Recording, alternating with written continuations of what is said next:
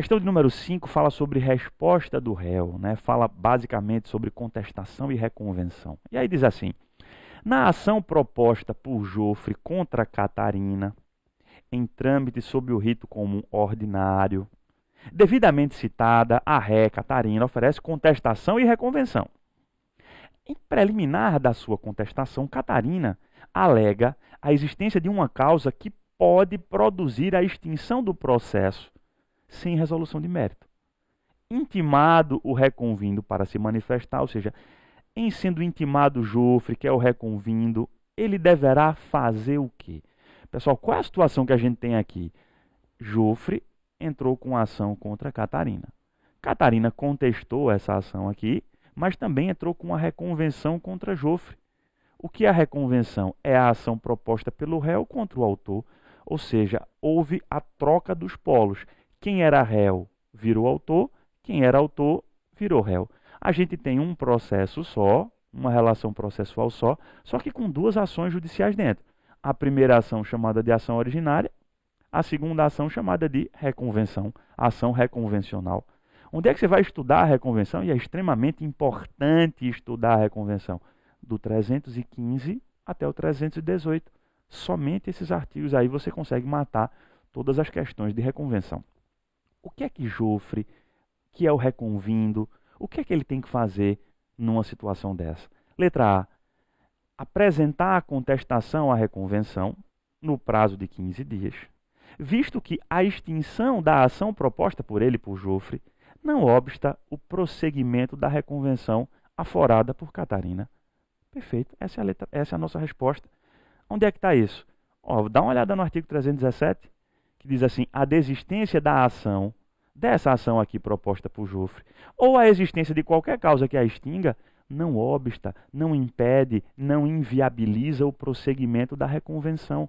Por quê? Porque a reconvenção, pessoal, ela tem autonomia. A reconvenção é uma ação autônoma. Então, se Catarina, ao contestar a ação proposta por Jofre, alegou uma causa que pode matar essa ação originária, essa primeira ação, pode extingui-la sem resolução de mérito, isso não vai afetar em nada a reconvenção, não vai afetar em nada a ação reconvencional proposta por Catarina. Então, o que Jofre tem que fazer é contestar a reconvenção.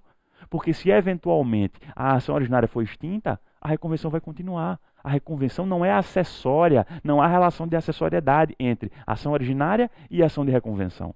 O artigo 317 ele é claro. A desistência da ação originária, da primeira ação, ou a existência de qualquer causa que eventualmente venha a prematuramente extinguir a ação originária, isso não afeta a reconvenção. Não obsta, não inviabiliza o prosseguimento da reconvenção. Nós temos duas ações dentro de um único processo. Se por acaso a ação originária for extinta primeiro, o processo segue para que o juiz, ao final, julgue a reconvenção. Essa é a nossa resposta certa. Vamos ver o erro das outras questões, né? Vamos lá para a letra B. Bom, nesse caso, Jofre, o reconvindo, ele deve aguardar a manifestação do juiz, né? Já que se a alegada causa de extinção for reconhecida, a reconvenção obrigatoriamente será extinta. Não, acabei de falar, a reconvenção tem autonomia, artigo 317, ela não vai seguir necessariamente o mesmo destino da ação originária. Bom, Jofre, né, o reconvindo, ele deve peticionar ao juiz da causa alegando inexistência de citação, requerendo que ela seja regularizada para que possa responder à reconvenção. Pode soar um pouco estranho essa letra C, mas não é. Porque, vê, se você vir o 316, ele diz assim, ó, você está com o código aberto aí. Oferecida a reconvenção, o autor reconvindo, ou seja, Jofre, o réu da reconvenção, será intimado na pessoa do seu advogado.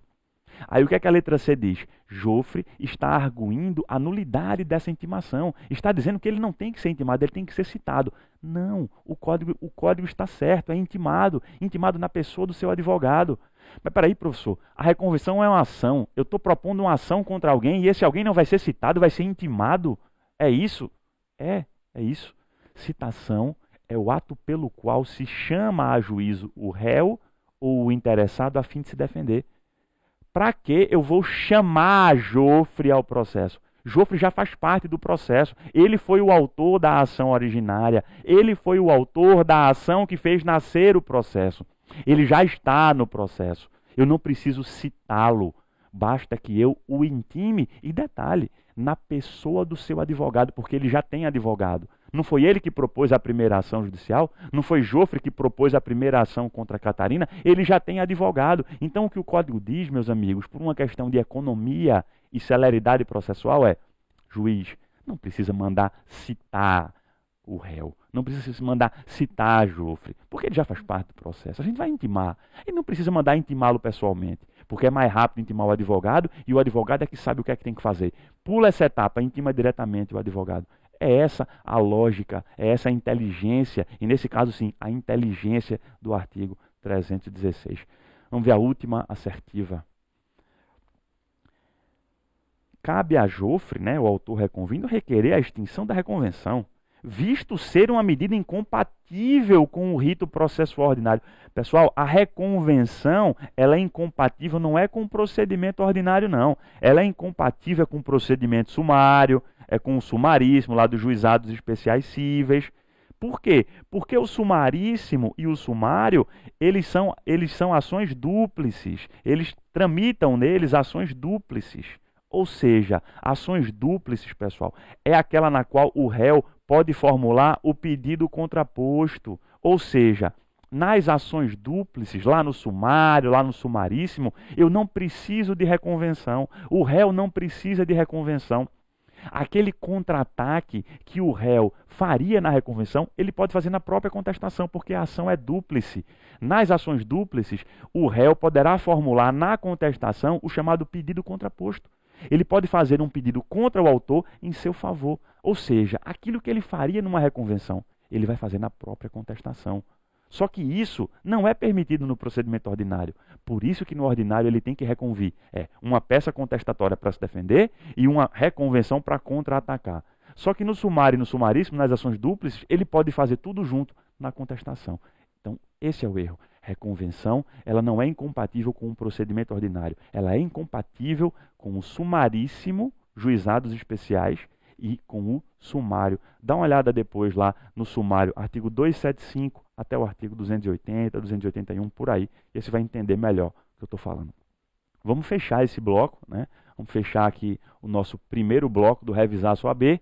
E depois a gente continua na nossa ficha. Vamos daqui a pouco para a questão de número 6. Até o próximo bloco.